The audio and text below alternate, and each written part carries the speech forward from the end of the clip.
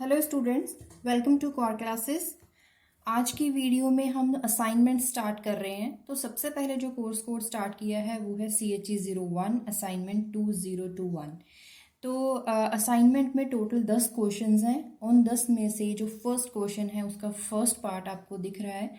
Calculate radius of second and third orbit of helium ion. Radius find करना है तो उसके बाद एनर्जी फाइंड करनी है, energy in the second and third orbiter. इसका मतलब ये है कि रेडियस एंड एनर्जी हमें फाइंड करना है। तो इसका मतलब क्या है, सबसे पहले आपको पता होना चाहिए configuration of helium. Helium ion मतलब कि पॉजिटिव चार्ज, एक इलेक्ट्रॉन लूज हो गया तो हमारे पास बचता है 1s1, इसकी कॉन्फ़िगरेशन इस आयन के लिए। तो सेकंड ऑर्बिट है तो इसका मतलब n वैल्यू जो है वो 2 होगी, एटॉमिक नंबर 2 है। Epsilon not value, h value, ये सारी वैल्यूज कॉन्स्टेंट्स हैं, ये हमें पता होनी चाहिए। तो रेडियस ऑफ ऑर्बिट अगर आप फर्स्ट चैप्टर देखोगे तो उसमें एक डेरिवेशन है जिसमें हम निकालते हैं radius of N orbit, nth orbit, जिसका फॉर्मूला ये है। और इसमें n क्या होगा, nth ऑर्बिट। अगर जैसे कि क्वेश्चन में सेकंड ऑर्बिट पूछा है तो हम इसमें n वैल्यू 2 सब्स्टिट्यूट करेंगे। थर्ड पूछा है थर्ड ऑर्बिट के लिए 3 वैल्यू सब्स्टिट्यूट करेंगे। एप्सिलॉन नॉट वैल्यू कांस्टेंट है, h वैल्यू कांस्टेंट है, पाई वैल्यू कांस्टेंट है। और मास हमें एक पर्टिकुलर वैल्यू पता है 9.1 इंटू 10⁻31। और उसके बाद इलेक्ट्रॉन का चार्ज हमें पता है z मतलब कि atomic number for helium ion. तो हीलियम के लिए z वैल्यू कितना होगा 2। तो ये सारी वैल्यू सब्स्टिट्यूट करने के बाद हमने क्या करा, सबसे पहले जो ऊपर वाली टर्म्स है न्यूमरेटर में सभी को मल्टीप्लाई करने के बाद मेरे पास ये वैल्यू आ रही है। उसके बाद ये 3 पाई की value, m value, z value, इन तीनों को मल्टीप्लाई करने के बाद ये आ रहा है। उसके बाद इनमें सभी को सॉल्व करने के बाद, मतलब कि इन डिनोमिनेटर में सभी वैल्यू सॉल्व करने के बाद, मल्टीप्लाई करने के बाद मेरे पास ये वैल्यू आ रही है। अब इसका अप्रॉक्सीमेट वैल्यू हमने यहाँ पे निकाला है। अगर आप जब भी इसको अटेम्प्ट करोगे असाइनमेंट को, सबसे पहले आई सजेस्ट कि आप खुद के बिहाफ से ये वैल्यू सॉल्व कीजिए, क्योंकि हो सकता है एक आध डिजिट में डिफरेंस हो सकता है। मेरे अकॉर्डिंग अगर ये वैल्यू आ रही है तो हो सकता है कि आपके अकॉर्डिंग ये वैल्यू थोड़ी सी माइनर डिफरेंस उसमें हो सकता है। तो आई सजेस्ट सबसे पहले आप खुद के बिहाफ पे निकालिए, उसके बाद इसके साथ मैच करिएगा। नेक्स्ट थर्ड ऑर्बिट के लिए रेडियस अगर आपको फाइंड करना है तो n वैल्यू 3, बाकी सारी वैल्यूज सेम रहेंगी। n वैल्यू 3 सब्स्टिट्यूट करने के बाद यहाँ पे n वैल्यू 3 सब्स्टिट्यूट करा है। और कैसे इसको सॉल्व करा, ये सारे स्टेप बाय स्टेप आपको वैल्यूज यहाँ पे लिखी गई हैं। आप खुद निकालिए कैलकुलेटर की हेल्प से, उसके बाद इसके साथ मैच कर सकते हैं।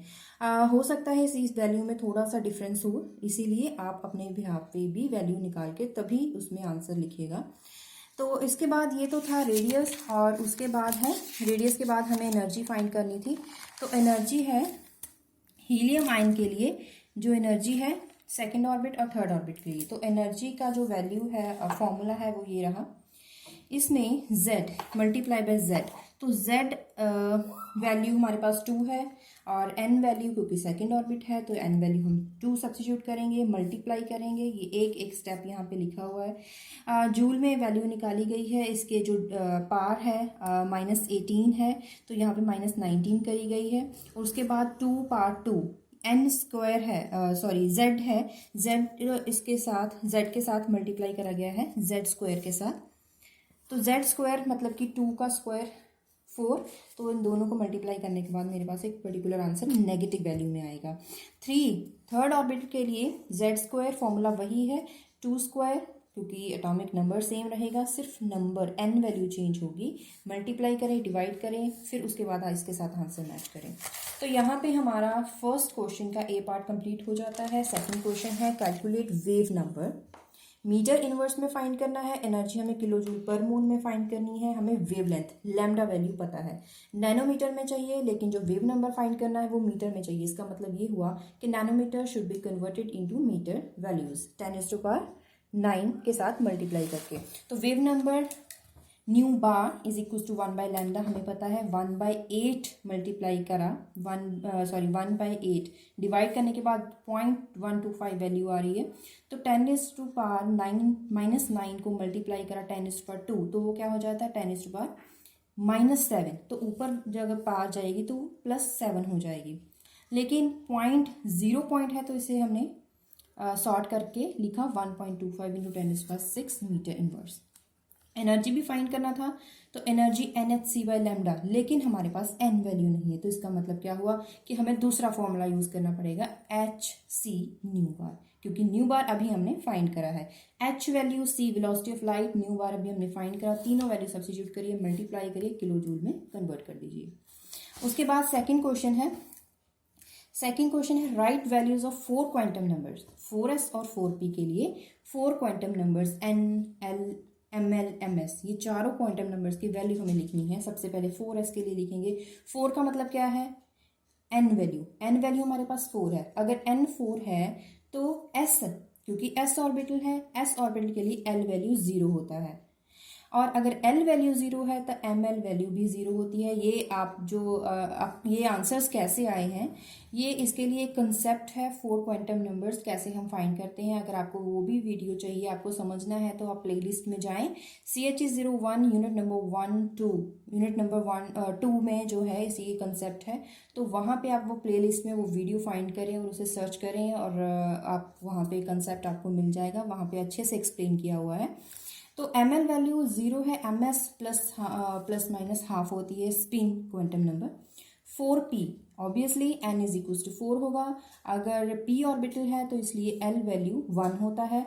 ml वैल्यू जो है वो माइनस, क्योंकि l वैल्यू 1 है तो ml वैल्यू क्या होगी, -1 से लेकर +1, -1 0 +1। उसके बाद ms प्लस माइनस हाफ तो होगी ही। सेकेंड पार्ट है डी ब्रॉगली वेवलेंथ हमें फाइंड करना है, और मास हमें गिवन है और वेलोसिटी गिवन है, m और v वैल्यू गिवन है। ये हमने लिखी है सबसे पहले गिवन, उसके बाद lambda value is equal to h/mv। h value substitute करें, m और v हमें गिवन है, जस्ट हमने इसे कैलकुलेटर की हेल्प से सॉल्व करा।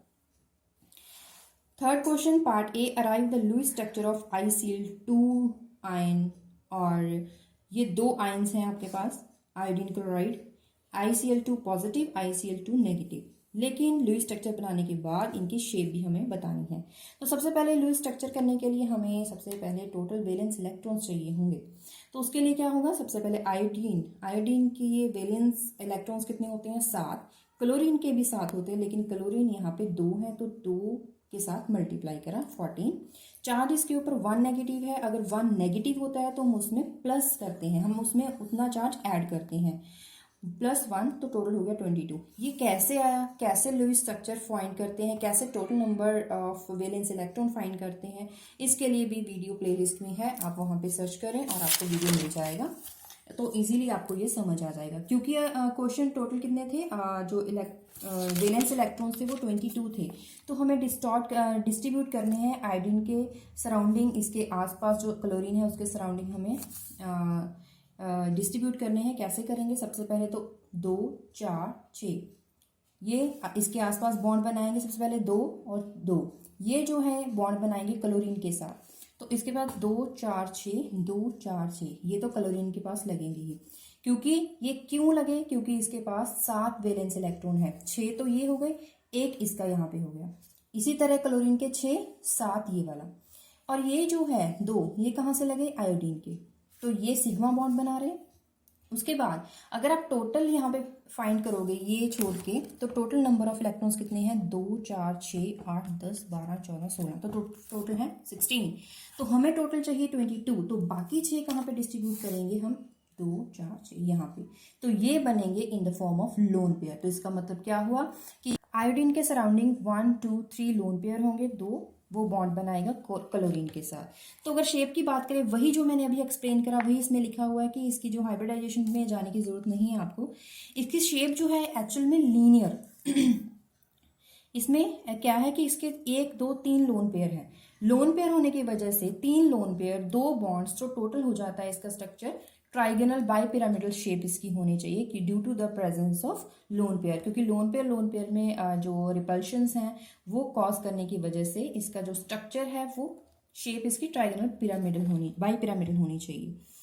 But due to presence of lone pair of electrons on iodine atom, structure distorted, 3 lone pairs जो हैं, क्योंकि 3 लोन पेयर्स प्रेजेंट हैं, वो अपनी इक्वाटोरियल पोजीशन ले लेते हैं और बाकी जो 2 क्लोरीन एटम्स होते हैं वो सिर्फ एक लीनियर मैनर में डिस्ट्रीब्यूट हो जाते हैं, जिसकी वजह से हम बोलते हैं कि इस मॉलिक्यूल की शेप लीनियर है। सिमिलरली नेक्स्ट के लिए भी सेम वैसे ही आप करोगे, ये मुझे एक्सप्लेन करने की जरूरत नहीं है। सिमिलरली आयोडीन सेंट्रल एटम है, it is surrounded by 2 chlorines. आपको वैसे ही वैलेंस इलेक्ट्रॉन फाइंड करने हैं, वैसे ही डिस्ट्रीब्यूट करना है, वैसे ही आपको उसकी एक्सप्लेनेशन देनी है कि linear manner but due to the presence of 2 lone pairs, 2 lone pairs present होने की वजह से दोनों में रिपल्शन है, क्योंकि पहले क्या होना चाहिए था, ऐसे क्लोरीन्स एक इस तरफ होना चाहिए था, लेकिन जो लोन पेयर है उसकी वजह से क्या हुआ, रिपल्शन, जो ये बॉन्ड था, मतलब ये जो ऐसे बॉन्ड था क्लोरीन का, वो लोन पेयर की वजह से बेंड हो गया। तो इसका मतलब इसका जो स्ट्रक्चर है वो बेंट स्ट्रक्चर हुआ, लाइक वी शेप। इसके बाद B part, calculate bond length. अभी बॉन्ड लेंथ हमें फाइंड करनी है ब्रोमो इथेन ब्रोमो इथाइलिन के लिए, जिसके कुछ वैल्यूज हमें यूनिट 3 में एक 3.10 टेबल है, वहां से हमें फाइंड करनी है, वो मैंने डायरेक्ट यहाँ पे लिख दी है वो वैल्यूज। ब्रोमो इथेन का सबसे पहले आप स्ट्रक्चर बनाएं, उसके बाद देखिए 1 2 कार्बन हैं, 2 कार्बन के लिए गिवन है, क्योंकि सिंगल बॉन्ड है, याद रखें सिंगल और डबल ट्रिपल बॉन्ड के लिए इनका कोवलेंट रेडियस कार्बन का डिफरेंट होता है। तो सिंगल बॉन्ड के लिए 77, लेकिन 2 कार्बन है इसलिए 2 के साथ मल्टीप्लाई करा। टोटल नंबर ऑफ हाइड्रोजन 5 के साथ मल्टीप्लाई करा। ब्रोमीन 1 है, ब्रोमीन का कोवलेंट रेडियस, तो टोटल करा 408 पिकोमीटर। इसी तरह ब्रोमो इथिलीन, लेकिन यहाँ पे डबल बॉन्ड है, तो इसीलिए हमें कार्बन का कौन सा कोवलेंट रेडियस चाहिए होगा, डबल बॉन्ड वाला, जो कि है 67 पिकोमीटर। तो 67 इंटू 2, हाइड्रोजन कितने हैं 3 के साथ मल्टीप्लाई करा, ब्रोमीन 1 है तो 1 ही लिखा, टोटल कर दिया। Next question, 4th question part ए, BF3 मॉलिक्यूल, इसका स्ट्रक्चर हमें एक्सप्लेन करना है। उसके लिए सबसे पहले सेंट्रल एटम कौन सा है, ब्रोमीन, तो इसकी कॉन्फ़िगरेशन क्या है 1s2 2s2 2p1। Ground state बनाई, एक्साइटेड स्टेट में देखिए क्या होगा, जो ये जो इलेक्ट्रॉन है 2s ऑर्बिटल में, वो एक्साइट होकर 2p ऑर्बिटल में यहाँ पे चला जाएगा, तो 1 2 3 अनपेयर्ड इलेक्ट्रॉन ब्रोमीन के पास आ जाते हैं, तो इससे 3 और इलेक्ट्रॉन्स की ज़रूरत पड़ेगी ताकि वो स्टेबल हो सके। उसके लिए 3 फ्लोरीन्स बॉन्ड बनाएंगे। वही सारी एक्सप्लेनेशन इसमें लिखी हुई है, आप वीडियो को पॉज करें या फिर उसका स्क्रीनशॉट लेकर पॉइंट्स को नोट कर सकते हैं। चलते हैं next structure, trigonal planar structure इसका बनाया हुआ है। Starting from Lewis structure determine the shape of central atoms. तो सबसे पहले वही यूज करना है लुईस स्ट्रक्चर। तो लुईस स्ट्रक्चर कैसे बनाएंगे जैसे कि आपको वैलेंस इलेक्ट्रॉन फाइंड करके पहले क्वेश्चन में बताया था, सिमिलर क्वेश्चन है, वैसे ही आपको इसकी एक्सप्लेनेशन देनी है। तो आपके सामने ये कैसे रिजल्ट्स आए हैं, इसके लिए वीडियोस लेक्चर्स सेपरेटली बनाए गए हैं आप ही के लिए। तो आप प्लेलिस्ट में जाएं, CHE01 सर्च करें, उसकी वीडियोस आपको सीरियल नंबर में मिल जाएंगी चैप्टर वाइज। उसके बाद नेक्स्ट क्वेश्चन आ जाता है डिफाइन, 5th क्वेश्चन पार्ट ए, define bonding, anti bonding, non bonding orbitals. तो डेफिनेशंस हैं, अगर वेव फंक्शन, सपोज कीजिए 2 एटम्स हैं ए और बी, उनका वेव फंक्शन क्या होगा, साई ए, बी एटम के लिए होगा साई बी। अगर दोनों कंबाइन करते हैं विद सेम सिमेट्री, तो क्या होगा, resulting molecular orbital will lead to increase electron density between the nuclei. तो सेम सिमेट्री, बस आपको ये बात याद रखनी है, सेम सिमेट्री है तो बॉन्डिंग इलेक्ट्रॉन होगा, अगर सेम सिमेट्री नहीं है, डिफरेंट है, तो एंटी बॉन्डिंग। अगर जो नॉन बॉन्डिंग है, this type of orbital form by overlapping. Overlapping कैसे, positive part of atomic orbital which is cancelled by equal and overlapping between positive and negative part. मतलब कि अगर electron densities of lobes positive negative cancel out हो जाती हैं, तो उन orbitals को बोलते हैं नॉन बॉन्डिंग ऑर्बिटल्स। अब आगे क्वेश्चन था कंबाइन करके कैसे बनते हैं 1s ऑर्बिटल्स को, अगर कंबाइन करेंगे तो वो मॉलिक्यूलर ऑर्बिटल कैसे बनते हैं। ये आपकी बुक में एक चैप्टर है बॉन्डिंग एंटी बॉन्डिंग ऑर्बिटल, जहाँ पे मॉलिक्यूलर ऑर्बिटल का चैप्टर है, तो 5th चैप्टर है आई थिंक, तो उसमें आपको ये पूरी एक्सप्लेनेशन मिल जाएगी। आप वहाँ से भी नोट कर सकते हैं, अदरवाइज इसमें इनफ एक्सप्लेनेशन दे रखी है। तो डायग्राम बनाना इम्पॉर्टेंट है। Using molecular orbital theory explain करें कि oxygen oxygen bond oxygen molecule में ज़्यादा स्ट्रॉन्ग है as compare to peroxide ion. ऐसा क्यों, इसके लिए आपको क्या करना है, सबसे पहले बॉन्ड स्ट्रेंथ को बताने के लिए सबसे पहले आपको मॉलिक्यूलर ऑर्बिटल डायग्राम ऑक्सीजन के लिए और molecular orbital diagram for peroxide ion इनके लिए बनानी होगी। ये कैसे बनती हैं इसके लिए भी वीडियो सेपरेटली बनी हुई है, आप प्लेलिस्ट में जाके चेक कर सकते हैं, वहाँ पे पूरी तरह से एक्सप्लेन कर रखा है। उसके बाद आपको क्या करना है, बॉन्ड ऑर्डर फाइंड करना है। उस बॉन्ड ऑर्डर का फॉर्मूला क्या होता है, number of bonding electrons, number of anti bonding electrons divided by 2। यहाँ पे टोटल जो सिग्मा और पाई वाले इलेक्ट्रॉन्स हैं उनको काउंट करें, वो 8 आएंगे। जो स्टार वाले हैं, सिग्मा स्टार, पाई स्टार वाले, वो 4 होंगे। तो डिवाइड करेंगे तो आपके पास बॉन्ड ऑर्डर 2 आएगा। सिमिलरली पेरोक्साइड आयन के लिए भी ऐसे ही सबसे पहले डायग्राम बनाओगे, मॉलिक्यूलर ऑर्बिटल डायग्राम, उसके बाद उसका बॉन्ड ऑर्डर फाइंड करोगे। बॉन्ड ऑर्डर इसमें लिखा हुआ है, देखिए NB माइनस NA, तो टोटल क्या है 10 माइनस A डिवाइड बाई 2, तो टोटल यहाँ पे आ जाता है आंसर 1। तो बॉन्ड ऑर्डर को कंपेयर कीजिए, बॉन्ड ऑर्डर ऑक्सीजन मॉलिक्यूल के लिए है 2 और पेरोक्साइड आयन के लिए है 1। तो बॉन्ड जो स्ट्रेंथ है कि बॉन्ड स्ट्रॉन्ग है या नहीं है वो डिपेंड करता है बॉन्ड ऑर्डर पे, तभी हमने इतना सारा किया आंसर में, बॉन्ड ऑर्डर फाइंड करा। बॉन्ड ऑर्डर फाइंड करने के लिए हमें molecule number of bonding electrons, number of anti bonding electrons चाहिए थे, उसके लिए हमें मॉलिक्यूलर ऑर्बिटल डायग्राम चाहिए थी। तो बॉन्ड ऑर्डर फाइंड करा, उसके बाद हमने क्या बोला, लिखा reason bond strength depends upon the bond order, जितना ज्यादा बॉन्ड ऑर्डर होगा उतनी ही जो बॉन्ड है उतना ही ज्यादा स्ट्रॉन्ग होगा। तो बॉन्ड ऑर्डर किसका ज्यादा है, ऑक्सीजन मॉलिक्यूल का। तो इसका मतलब क्या है, जो ऑक्सीजन ऑक्सीजन बॉन्ड है वो स्ट्रॉन्ग होगा ऑक्सीजन मॉलिक्यूल में as compare to peroxide ion. तो इसी के साथ इस असाइनमेंट को हमने हाफ कंप्लीट कर लिया है, हाफ असाइनमेंट हो गई है और 5 क्वेश्चन इसके हो गए हैं, 5 क्वेश्चन बाकी बचेंगे और जो नेक्स्ट वीडियो में जल्दी अपलोड हो जाएंगे। आपके लिए अगर वीडियो हेल्पफुल है तो इसे लाइक करें, बाकी क्लासमेट्स के साथ भी शेयर करें ताकि उन तक भी ये वीडियो पहुंच सके। नेक्स्ट कौन से कोर्स कोड के लिए आपको जल्दी वीडियो चाहिए वो भी हमें कमेंट बॉक्स में साथ ही साथ बताते रहें, उनसी रिक्वायरमेंट के अकॉर्डिंग हम वहाँ पे आपको वीडियोस अपलोड करते रहेंगे। और ये वीडियो फ्री ऑफ कॉस्ट है, कोई इसका कॉस्ट नहीं है, जस्ट आपके लिए, स्टूडेंट्स के लिए ही है और आप इसकी हेल्प से अपने असाइनमेंट को विद इन टाइम और बिना किसी मेहनत के, मतलब कि बिना किसी टाइम वेस्ट करे आप इसे सॉल्व कर सकते हैं। बस आपको एक सजेशन है कि कोई भी मैथमेटिकल जो कैलकुलेशन है वो एक बार अपने कैलकुलेटर की मदद से आप जरूर एक बार चेक कर लीजिएगा, क्योंकि कई बार क्या होता है कि कैलकुलेशन, मैथमेटिकल कैलकुलेशन में थोड़ा बहुत डिफरेंस आ जाता है। तो stay tuned with channel core classes. Thank you.